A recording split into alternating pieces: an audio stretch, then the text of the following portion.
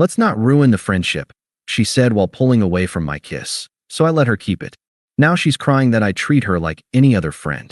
Hey viewers, before we move on to the video, please make sure to subscribe to the channel and hit the like button if you want to see more stories like this. Thanks. I don't even remember when our friendship crossed that invisible line, when the late night calls started feeling like dates, or when her laugh started hitting different. Her name's Maya.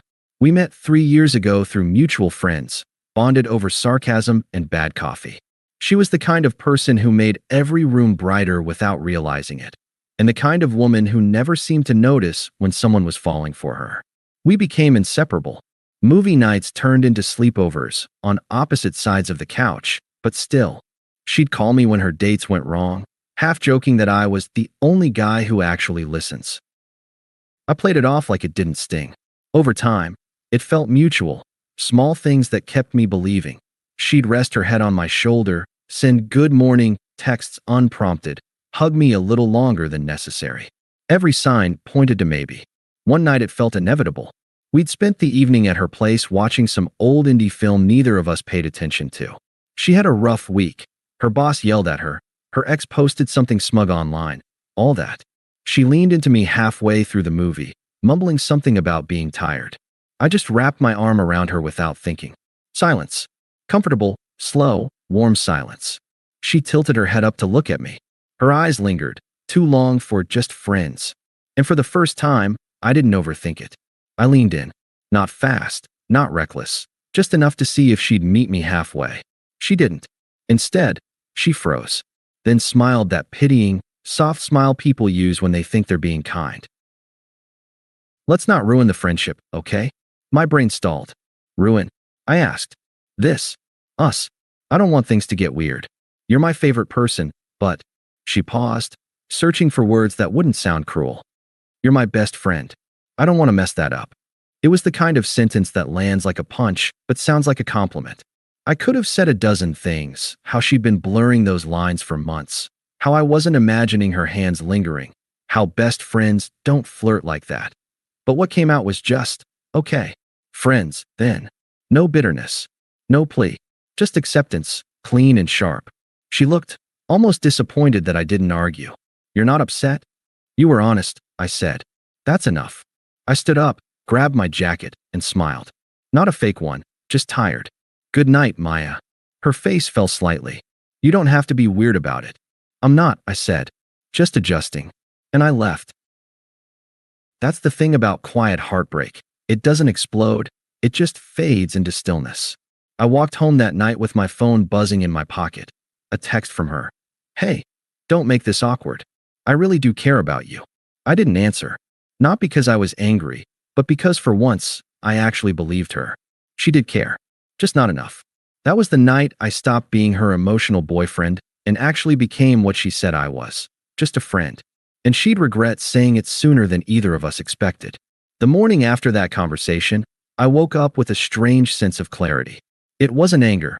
It was like someone had turned down the volume on a song I'd been replaying for years. I didn't block her. I didn't delete our photos. I just stopped prioritizing her. For the first few days, she didn't seem to notice. We still texted, but my replies got shorter. I stopped initiating calls, stopped sending memes or random, "You'll love this" links. The late-night conversations dried up. And when she called me out on it, I was polite, detached. You okay? You've been distant lately, she said one night. Yeah, just been busy, I replied. No blame, no tension, just factual. That's the difference between being rejected and accepting reality. One hurts, the other liberates. At first, she treated it like a phase. She'd send inside jokes, old selfies of us, little attempts to reignite what we had. I'd respond with a thumbs up emoji or a simple haha. Nothing more. Then she invited me to brunch. Just friends, she said. I showed up 15 minutes late, wearing a shirt she once said made me look too serious.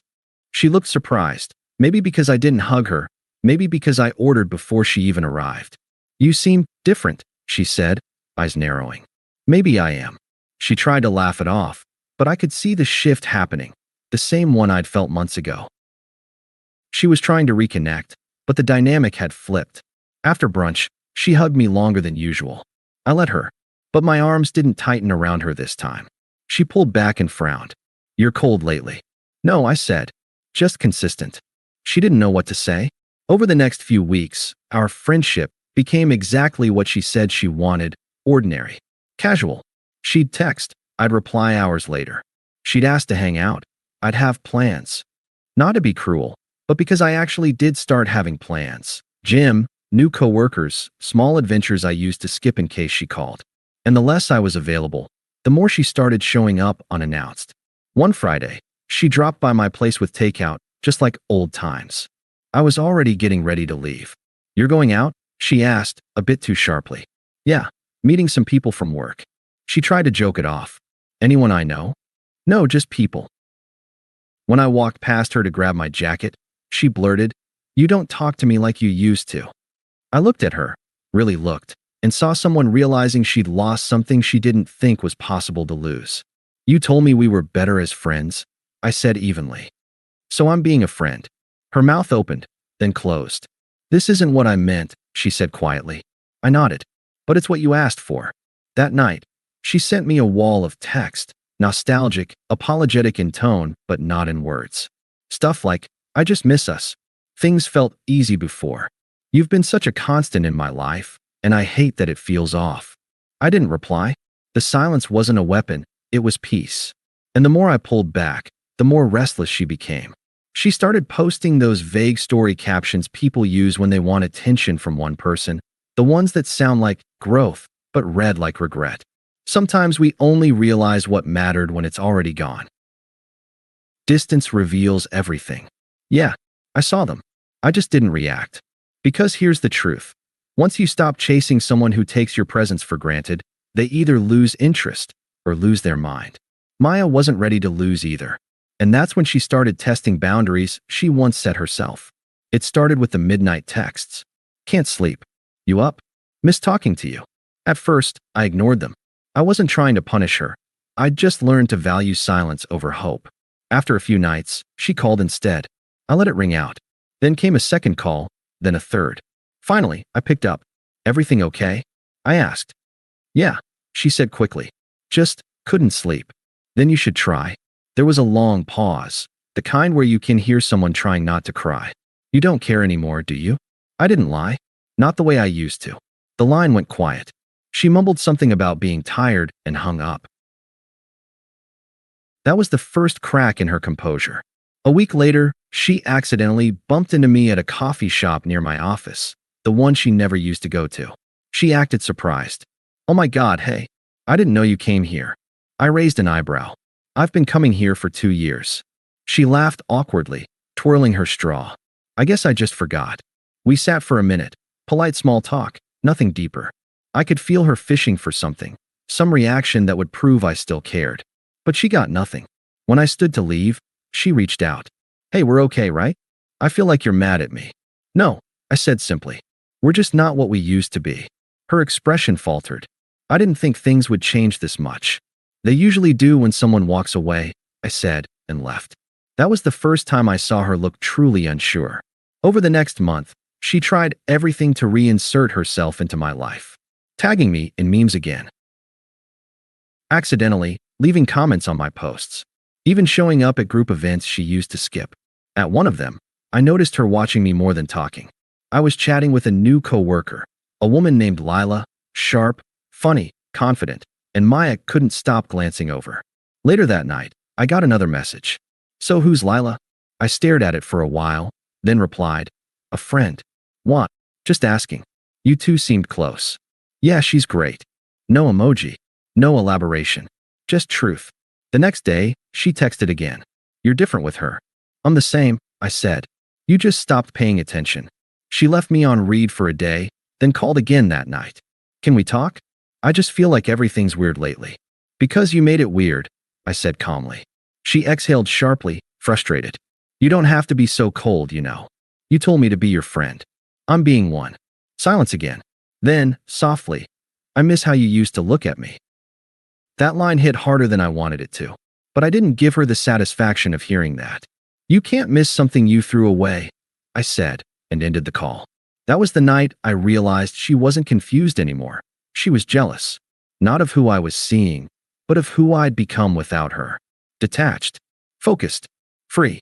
And the more grounded I became, the more unsteady she got. She started showing up at my gym just to say hi, sending me old photos with captions like "Remember this day?" Acting nostalgic, playful, and oddly flirty, like she was trying to reset time. But that's the problem with trying to rekindle something that burned out on its own. All you get is smoke. The more she tried, the more I saw through it. It wasn't love. It was possession. And the moment she realized I wasn't coming back, that's when her desperation turned from subtle to obvious. Because when someone used to being adored suddenly loses control of the narrative, they'll do anything to rewrite it. And Maya was about to do exactly that. It started small, a late night, "Hey, can we talk?" message, then two more the next night, then a phone call, then another. By the end of the week, she'd sent 11 messages in a row.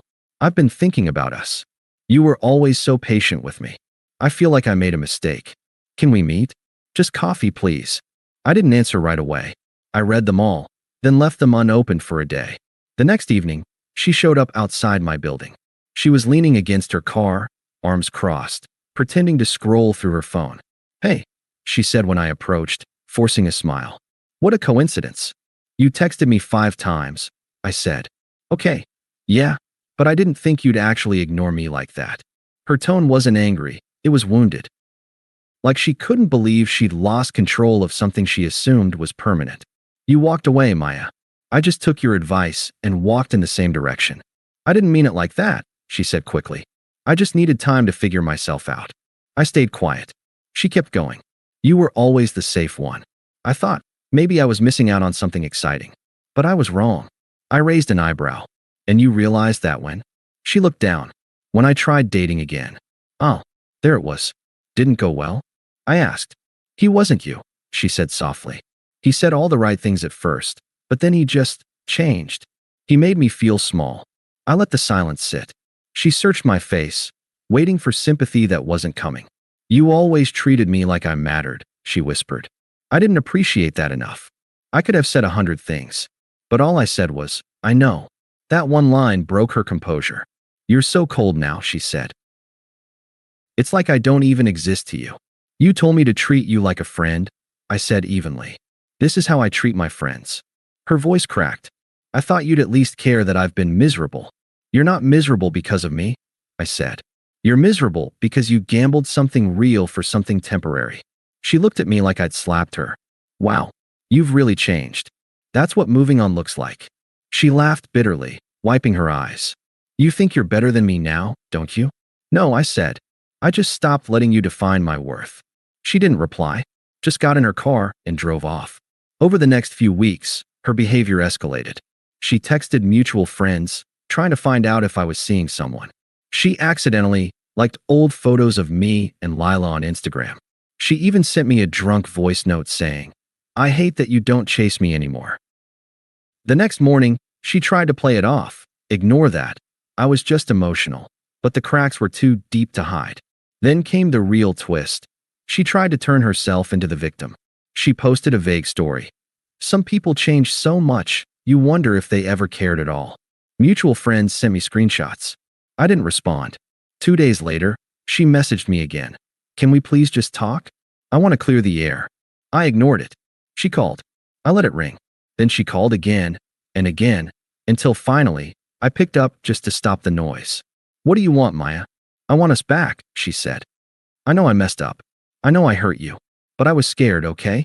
I thought you'd always be there no matter what I did." "That was your mistake," I said quietly. Her voice broke. "Please don't say that. I can't stand how indifferent you sound." "You taught me how," I replied. She went silent, then snapped. "You think you're so mature, so evolved, but you're just punishing me." "No," I said. "Punishment requires effort. This is just peace." That line must have hit her harder than anything else I'd said, because she didn't respond for a while. I heard her sniff, then whisper, "You really don't care anymore, do you?" "No, Maya. I really don't." Click. That was the last time I answered her call. After that, the begging turned into anger. The apologies turned into accusations. And the once smug woman who said, "We're better as friends," was now the one sending messages like, You've changed. You used to love me. You'll regret ignoring me. But I didn't regret anything. Because I'd finally realized the truth. She hadn't lost me. She'd lost the version of herself that only existed when I loved her. And that's something she'll never get back. The silence after that call was the cleanest peace I'd felt in years. No texts. No guilt. No manipulation dressed up as affection. Just space. A month went by. I buried myself in work, started running again, joined a few meetups, and finally booked the trip I'd been postponing for ages. Life began to expand in every direction she'd once shrunk it. Meanwhile, the whispers started trickling in. Maya's rebound, the guy she'd been seeing casually after our breakup, turned out to be everything she'd accused me of being: controlling, emotionally distant, and bored of her in record time. He ghosted her 2 weeks after their exclusive talk. Apparently, she'd posted a story about choosing herself that same night, but people noticed she looked wrecked. Then came another rumor. She'd been venting about how all the good men are cold now. Mutual friends told me she'd started isolating herself. She wasn't invited to hangouts anymore because everything turned into a therapy session about her ex. That ex being me. I never commented. I didn't need to. One night, at a friend's birthday dinner, I ran into her again, by chance, or maybe not. She looked thinner, tired. The easy confidence she used to wear like perfume was gone. When she saw me, her eyes widened slightly, as if she hadn't prepared for how detached I'd look. "Hey," she said softly. "Didn't think you'd be here." "Guess life's full of surprises," I said. We were surrounded by people, but the air between us was heavy, that silent acknowledgement that time had shifted everything. "You look good," she said after a pause. "Thanks," I replied. "You too." She smiled faintly. "I've been meaning to reach out." "No need," I said. "We already said everything that needed saying." "You really don't miss me at all?" she asked, half laughing, half pleading. "I don't even think about you," I said truthfully. Her expression faltered. She tried to brush it off, but I could see the panic in her eyes. Later that night, I caught her watching me laugh with a few friends, maybe realizing that my peace didn't include her anymore. A few days after that, she sent me one last text. "I finally understand what I threw away. I hope you're happy." I didn't respond. Not because I wanted to be cruel, but because peace doesn't require an audience. 6 months later, I got an invitation to a mutual friend's wedding. I almost didn't go, but curiosity and closure have a strange way of aligning. When I arrived, she was there. Same black dress she used to wear to our anniversary dinners, as if trying to summon nostalgia. But all I felt was neutrality. I was with someone now, Lila. The same coworker Maya once rolled her eyes at. We'd grown close naturally, without the noise, without the games. Lila was elegance without performance. No pretense, no chaos. Just calm. Halfway through the reception, Maya approached me. "Hey," she said, voice a little shaky. "You look happy." "I am," I said simply. She looked at Lila, then back at me. "So you two are?" "Yeah," I said. "Been together a while now." She nodded, smiling through what looked like tears. "She seems sweet." "She is." There was a long silence. Then she said, "I used to think you were boring." I smiled faintly. "You told me that more than once." Turns out boring was peaceful, stable, kind. She looked down. "I thought I wanted passion, but I think I just wanted attention." "You always did," I said calmly. "The problem was you didn't know the difference." She nodded, biting her lip. "You really moved on, huh?" "Yeah," I said. "You told me to treat you like a friend." "So I did. And eventually, I treated you like any other acquaintance, someone I used to know." She exhaled shakily. "I hate how much that hurts." "It only hurts because you finally understand it's real," I said. Her eyes filled with tears. "I just want you to know I'm sorry. For everything. For taking you for granted." "I believe you," I said. "But that apology's for you, not me." She blinked, confused. "What do you mean?" "You're saying sorry to feel lighter." I already let it go. That silence was final. She looked at me one last time, then forced a smile. "She's lucky, you know." "No," I said. "We're lucky. We both chose better." Then I took Lila's hand and walked away. As I glanced back one last time, I saw Maya standing alone at the edge of the dance floor, same spot where she used to pull me into dance when we were still us. Only now, no one was pulling her anywhere. When we got home that night, Lila asked, "Was that weird for you?" Not really, I said. It was just a reminder of how far I've come. She smiled and leaned into me. She didn't know what she lost. She never did, I said. And that was the truth. Because when someone says we're better as friends, they're betting you'll always care enough to stay close. But the real victory, the quiet, invisible one, is when you stop caring entirely. When you stop wishing for closure, stop needing to be understood, stop checking if they're still watching. Because by then, you've already won. Thanks for watching. Make sure to subscribe to the channel and hit the like button. What do you think about this story? Share it in the comments.